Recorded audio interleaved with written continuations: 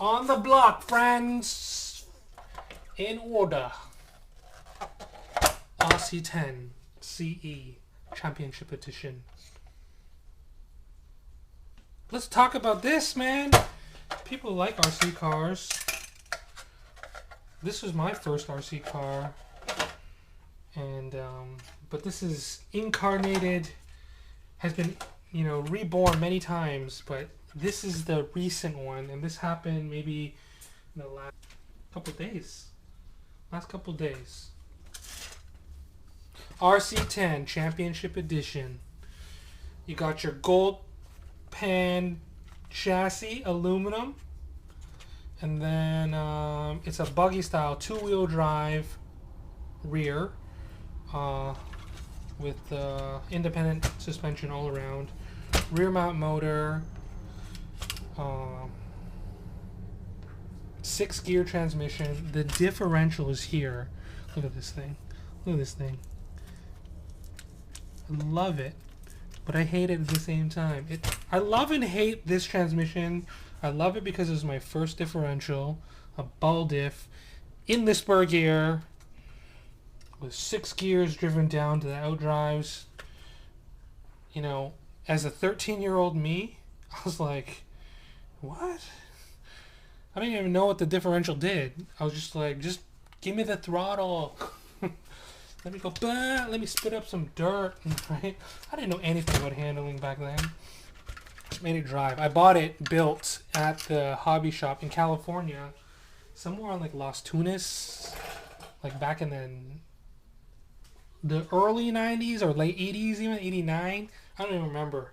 92, I think, maybe 92. It was my first time in Los Angeles, and I visited my aunt, and then I had like a bunch of like spending money. And I was like, I don't know what to do with those money, but I'm walking around the street, then I walk into this hobby shop. I see this thing, in the shelf, and I'm like, I have to have it. And that, my friends, began the RC hobby. It's 2020 now, and I'm still driving this car, which is kind of funny. So, what have I done with it? I don't know if you guys are familiar with RC10s, but this car was built in a time when RC cars were very, mechanical, very organic, and just, you just did whatever you needed to do to make it run.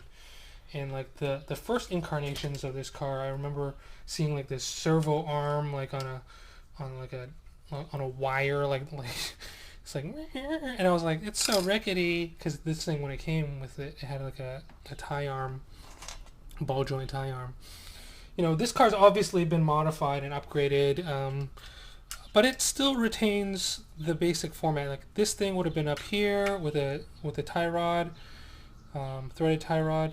The battery would run here. At the time, it was running like 6 or 7 cell nickel cadmium batteries, saddle pack or a stick pack. I put a lot of weight in the rear here. It would be running either, when I first got it, actually it ran 2 servos and then a receiver pack with a mechanical ESC, which if I had it, I would just be amazed at that thing. That thing was like a resistor that had a bunch of vertical copper lines on it, and then it had a swing arm that made contact with various parts of the resistor, and it would, more power, less restriction, and it would just send the voltage directly to the motor. It was kind of a really cool, mechanical ESC. If I could run a mechanical ESC, I probably would, and it would just bring me back even further into the past. But I appreciate these things way more now than I did, over time, right? So you get more appreciative. What is this? A screw? Okay, so the mechanical ESC, and then had a servo in the front. So it had 2 servos, a battery pack, and a receiver, and that's what it was running.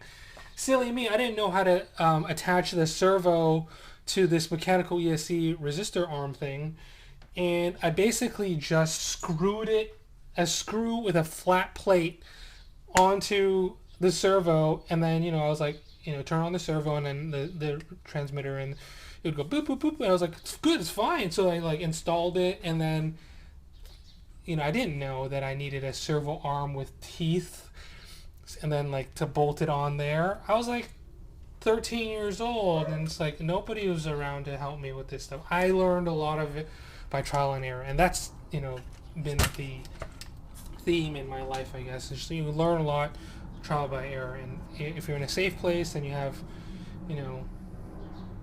I guess money to buy toys or things that you like, you can learn about them. You can learn things based on your hobby. So anyway, so over time I realized that you needed a servo arm and with teeth on them so that it would grip.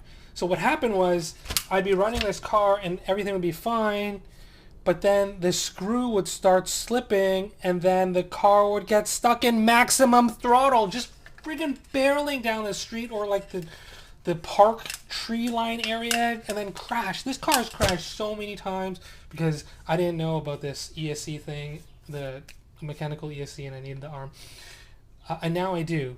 But the first thing I did to upgrade this car was get an electronic speed controller. And I remember going on a road trip with my parents. I bought it in California. I'm from Toronto, Canada. And then I went on a road trip around the United States. I think we ended up in Pennsylvania because I was reading RC Car Action magazine, and I had like 3 of them in my backpack when we went on a family trip. I'm like, at that time, RC cars were, so in, and there was tracks everywhere across the United States. And I remember I was living in Canada. They had 1 or 2 tracks, really far away. I couldn't drive, and I was just like, I just want to go drive an RC car on a track, but I couldn't. So I drove it on the street alone by myself in the winter, in the summer. Luckily, when I was older, I ended up making some friends that drove RC cars, but that was a lot of fun too. But I remember coming to the United States and then going oh, Pennsylvania, you have so many RC hobby shops and tracks. And I was like, I told my parents, we need to go to this location. And they totally were like, okay, let's go for Jason. Because he went, we're already in this state. So we'll, go 45 minutes out of the way to go to this hobby shop in this suburb of Pennsylvania. And then buy this thing, right? I remember going down a big hill, around a corner, and then, there it is, this hobby shop. Guy was just standing there, sees this 13, 14-year-old kid walk in with his mom and dad, getting out of the car, and he's all like, what do you want? And I'm like, I need an ESC. And it's I remember I got the Futaba MC210 or M210CB. And I was like, is this going to fix all my problems? It kind of did, but that's a beginner ESC, because how much money did a 13, 14-year-old kid have in the 90s? Probably $30, $40 to his name. It was all my allowance money saved up. Anyway, that got the car running pretty well. Oh my god, this is a long story. Anyway, long story short, this RC10 got so many upgrades because at the time, there's all that stuff going on. I eventually made an entire new car out of, parts, which is this is my RC10T, super modified with all these composite chassis, RPM, everything. A&L steering. This thing's been stripped down again. This is titanium. This also had full titanium. I bought it, right? So this was, this was a great learner's car, and it still remains to be, one of my fun cars. Right now it's my shelf queen, so I don't know, some of you guys have seen this online, on Facebook groups, I'm a part of RC10 Mania, and then RC Overdose, RC Bashes and Crashers, RC Rally, and SoCal Rally Racers, RC Rally Racers, all the different Facebook groups and what was some of you guys are on what? RC Tech forums, right? So that's my RC10 CE. That's my backstory. I like RC car. Thanks a lot.